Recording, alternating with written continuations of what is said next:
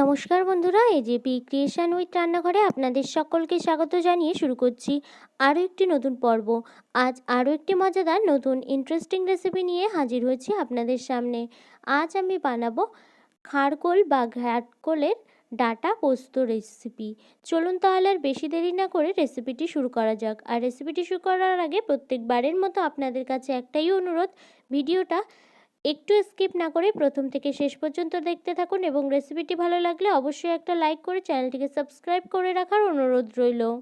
ঘাটকোলের data পোস্ত রেসিপিটি বানানোর জন্য আমি এখানে ঘাটকোলের ডাটাগুলোকে কেটে ধুয়ে রেখেছি। তার সাথে এখানে কয়েকটা আলুকে ছোট ছোট লম্বা লম্বা করে কেটে নিয়েছি, কেটে ধুয়ে রেখেছি দুটো একসঙ্গে।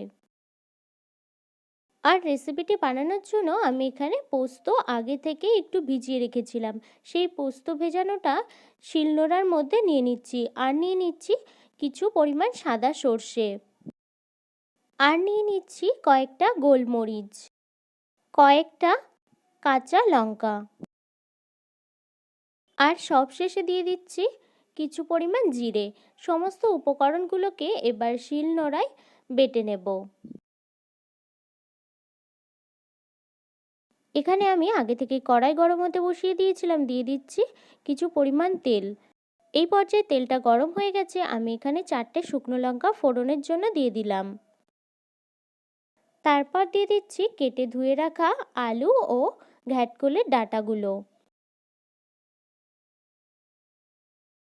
ভালোভাবে তেলের সঙ্গে মিশিয়ে নেওয়ার পর দিয়ে দিচ্ছি স্বাদ অনুসারে নুন।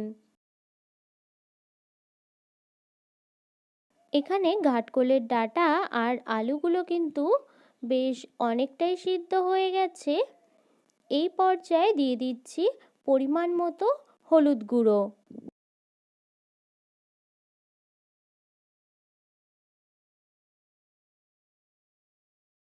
এই পর্যায়ে আলু আর ঘাটকোলের ডাঁটাগুলো কিন্তু পুরোপুরি সিদ্ধ হয়ে গেছে। আমি এবার সেই বাটাটা দিয়ে দিচ্ছি।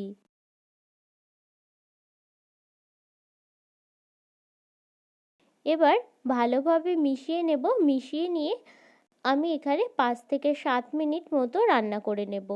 এই পর্যায়ে কিন্তু 5 থেকে 7 মিনিট হয়ে গেছে, আমার রান্নাটা করে নেওয়া হয়ে গেছে। আমি এবার নামিয়ে নেব। এই পর্যায়ে ঘাটকোলের ডাটা পোস্ত রেসিপিটা কিন্তু আমার রেডি হয়ে গেছে, আমি নামিয়ে নিয়েছি। রেসিপিটা খেতে কিন্তু দুর্দান্ত হয়। এটি একটা সম্পূর্ণ কিন্তু নিরামিষ রেসিপি। আপনারা নিরামিষ দিনে এই রেসিপিটি বাড়িতে বানিয়ে খান, আশা করি সকলের খুব ভালো লাগবে। আমার এই ঘাটকোলের ডাটা পোস্ত রেসিপিটি যদি আপনাদের ভালো লেগে থাকে তাহলে অবশ্যই একটা লাইক করে দেবেন এবং কমেন্টের মাধ্যমে জানাবেন আমার এই রেসিপিটি আপনাদের কাছে কেমন লেগেছে, এবং বেশি বেশি করে শেয়ার করে আমার পাশে থাকবেন, আমাকে আরও উৎসাহিত করবেন। আপনি যদি আমার চ্যানেলে নতুন বন্ধু হয়ে থাকেন এবং আরও নিত্য নতুন ইন্টারেস্টিং মজাদার রেসিপির আপডেট পেতে চান তাহলে প্লিজ আমার চ্যানেলটিকে সাবস্ক্রাইব করে পাশে থাকা বেল আইকনটি প্রেস করে অল নোটিফিকেশান অন করে রাখবেন, যাতে সমস্ত ভিডিওর আপডেট আপনি ঠিক সময় পেয়ে যান। আজ এই রেসিপিটি এই পর্যন্তই। আরও একটি মজাদার নতুন কোনো ইন্টারেস্টিং রেসিপি নিয়ে আপনাদের সাথে দেখা হবে আরও একটি নতুন পর্বে। সবাই সুস্থ থাকবেন, ভালো থাকবেন এবং সাবধানে থাকবেন।